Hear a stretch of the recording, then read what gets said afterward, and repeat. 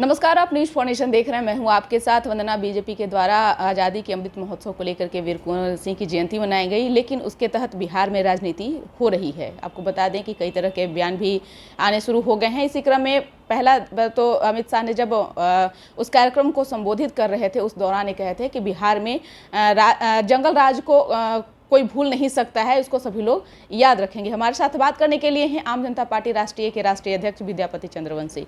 इसको कैसे देख रहे हैं सर? आखिरकार अमित शाह वीर कुंवर सिंह की जयंती को मनाने के लिए आए थे और 75,000 तिरंगे झंडे का उनका जो लक्ष्य था वो भी उन्होंने रिकॉर्ड तोड़ा, और साथ ही साथ उन्होंने ये भी कहा कि बिहार में जंगल राज को कोई भूल नहीं सकता है। देखिए, 75,000 तिरंगा झंडा का रिकॉर्ड तोड़ने की बात गिनीज बुक में आप तो करते हैं, लेकिन एक तरफ आप 75,000 बेरोजगार युवक को जो इस लाइन में खड़ा कर दिए हैं उसका रिकॉर्ड भी आप बना रहे हैं।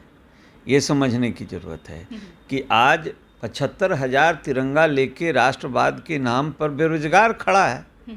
तो एक तरफ आप ये रिकॉर्ड बना रहे हैं, तो एक तरफ आप ये भी रिकॉर्ड बना रहे हैं, बेरोजगारों का भी रिकॉर्ड बना रहे हैं। वो भी रिकॉर्ड गिनीज बुक में जाएगा भारत का कि बेरोजगारों की संख्या भारतवर्ष में सबसे ज़्यादा है। ये भी रिकॉर्ड तो आप ही बना रहे हैं।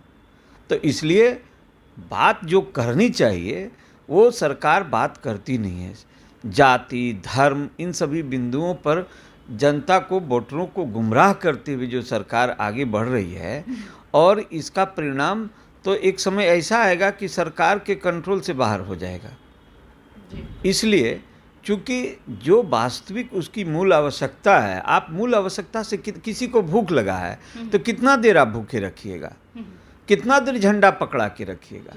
इसलिए समझने का विषय यह है कि हमें उसके हाथ में झंडा देना है या उसे रोजगार देना है। तो आप झंडा दे करके रिकॉर्ड बना रहे हैं, तो आप विश्व रिकॉर्ड ये भी बना रहे हैं कि आपके यहाँ कितना बेरोजगार है। इसलिए मूल आवश्यकताओं की ओर सरकार का ध्यान अगर है तो सरकार भटकाना चाहती है इन सभी कार्यक्रमों के माध्यम से कि ठीक है, श्रद्धांजलि तो सच्ची यह न होगी कि आप कितनी बेरोजगारी आप कम करते हैं, शिक्षा की बात करते हैं, आप बेरोजगारी की बात करते हैं, आप भ्रष्टाचार की बात करते हैं, आप स्वास्थ्य की बात करते हैं। ये सच्ची श्रद्धांजलि है। बिल्कुल, लेकिन जो उन्होंने कहा कि जंगल राज को बिहार कभी नहीं भूल सकता है, इसको कैसे देख रहे हैं? नहीं, ये बात ठीक है। जंगल राज तो देखिए, जब कोई भी किसी भी पार्टी के हाथ में सत्ता आती है तो उसके मुखिया के का जो विचारधारा है, उसका जो आइडियोलॉजी है, उसी पर उसका विकास होता है या उस सरकार चलती है। तो जिस समय जंगल राज की बात वो कह रहे हैं, बात तो उन्होंने जो कहा उठाया है, क्योंकि अभी अब वो इस बात को बीता हुआ 16 वर्ष भी हो चुका है और उससे पहले की बात है। तो उस समय जो युवक थे, जो जन्म लिए थे, आज युवा हो गए, उन्होंने उस राज को नहीं देखा है। इसलिए उनके बात तो उन पर इसका असर नहीं हो रहा है। ये बात उनके गार्जियन जानते हैं कि जब बिहार में आरजेडी का जब शासन था तो उस समय जो घटनाएं होती थी ये ऑन रिकॉर्ड है। इसका एक रिकॉर्ड है कि कितना बलात्कार, कितना छीन-तोड़ी, कितना लूटमार, कितना अपहरण, ये सब इसका तो रिकॉर्डेड है। उस समय का आप नेट पर जाएंगे तो निकाल लेंगे और अभी का निकाल लेंगे, तो ये सब तो रिकॉर्डेड चीज़ है। लेकिन अभी के नया युवा जो हैं, जो आज जन्म लेकर के आज 18 वर्ष बिताए हैं और आज वोट देने का अधिकार उनको हो गया है, उन्होंने ये नहीं देखा है।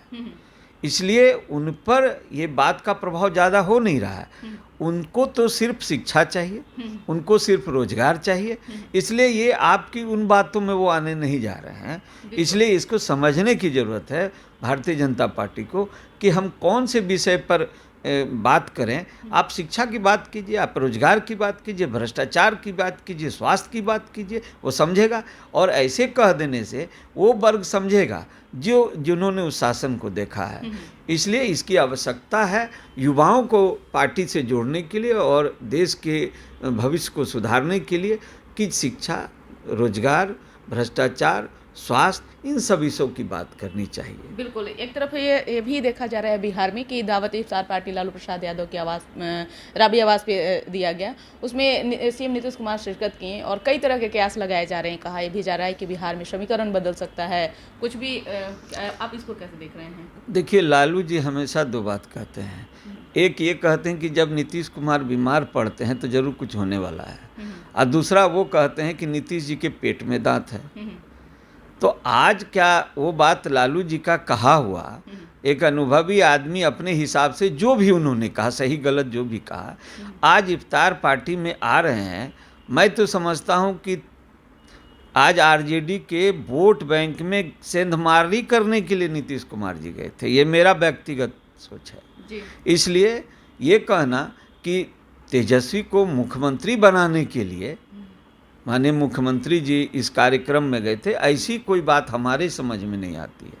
लेकिन जिस तरह से लालू के बड़े लाल तेज प्रताप यादव ने उस पर मुहर भी लगा दी कि कुछ सीक्रेट बातें हुई है। हालांकि प्रदेश अध्यक्ष जगदानंद सिंह जो हैं उन्होंने कह दिया कि नीतीश कुमार के लिए कोई पद खाली नहीं है। आखिरकार ये दोनों की बातों में कितनी सच्चाई है? देखिए, जो भी तेज प्रताप जी ने कहा है वो विषय अलग है। सवाल ये उठता है कि नीतीश जी आज बिहार के मुख्यमंत्री हैं, अब उनको लिफ्ट करना है, उनको ऊपर जाना है।